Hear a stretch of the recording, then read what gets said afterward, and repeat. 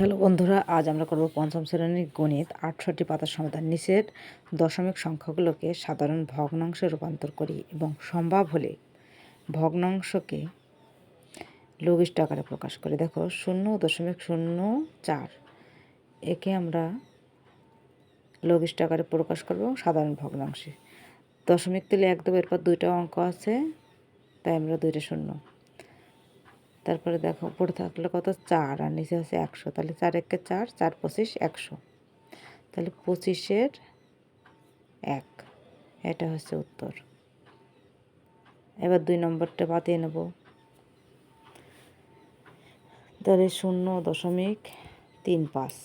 তো আমরা এখানে দশমিকের জন্য 1 দশমিক তুলে 1 দেবো আর দুইটা সংখ্যা আছে তাই দুইটা শূন্য, তাহলে উপরে হলো 35 আর নিচে হচ্ছে 100, তাহলে আমরা এখানে 5 দিয়ে কাটতে হবে, 5 7 35, 5 কুড়ি 100, তাহলে উপরে হচ্ছে কত 27, উপরে 7 আর নিচেই 20, তাহলে 27 হচ্ছে সাধারণ ভগ্নাংশ। কাটাকাটি করে আমরা লঘিষ্ঠ আকারে প্রকাশ করলাম। এবার 3 নম্বর অঙ্কটি বাতিয়ে নেব। 0.75। তো আমরা একবার এটা করে দিচ্ছি, দশমিক তুলে 1, এরপর দুইটা সংখ্যা আছে তাহলে 25 দিয়ে কাটলে 3 25 75, 4 25 100, 4-এর 3, এটা হচ্ছে উত্তর। এবার আমরা 4 নম্বর অঙ্কটি বাতিয়ে নেব। 0.25। তো দশমিক দিলে 1, এরপর দুইটা অঙ্ক আছে দুইটা দিয়ে দিলাম, তাহলে 25 একে 25, 4 25 100, তাহলে 4-এর 1, এটা হচ্ছে উত্তর।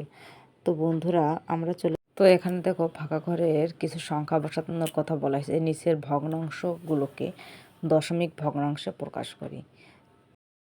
প্রথমে ছিল 1 নম্বরে কী ছিল সেটা পাতিয়ে নেব, 20-7। তো আমরা একে কী করব, সমতুল ভগ্নাংশ করব।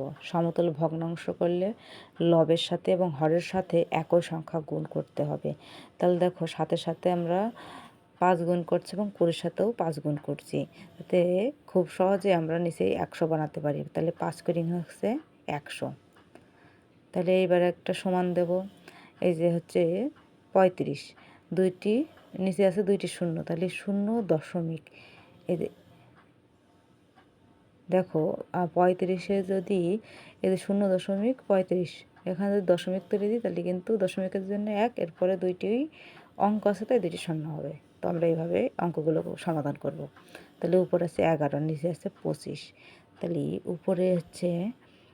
উপরে আর নিচেই আমরা কত গুণ করব, 4 গুণ করব, কারণ 4 25 হয় 100।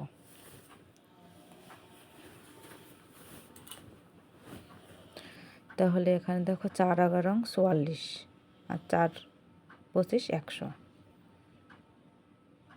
তো আমরা 0.44।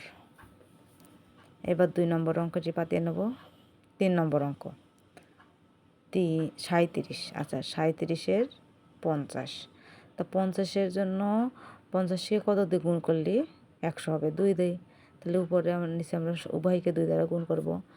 দেখো 7 দুগুণে 14, 4 হাতে 1, 3 দুগুণে 6 আর 1 7, তাহলে এখানে আছে 100, তাহলে 0.74। এইবার আমরা 4 নম্বর অঙ্কটি পাতিয়ে নেব। 4-এর 1, তাহলে এই 1-এর সাথে কত গুণ করতে হবে এবং 4-এর সাথে, তাহলে 4 25 100, তাহলে উপরে দেখো 25 একে 25 আর এখানে 4 25 100, তাহলে 0.25। তো বন্ধুরা এই ছিল আজকের ভিডিওটা ভালো লাগলে অবশ্যই একটা লাইক করো। এখানে আমি খুব সহজে বোঝানোর চেষ্টা করছি। ধন্যবাদ।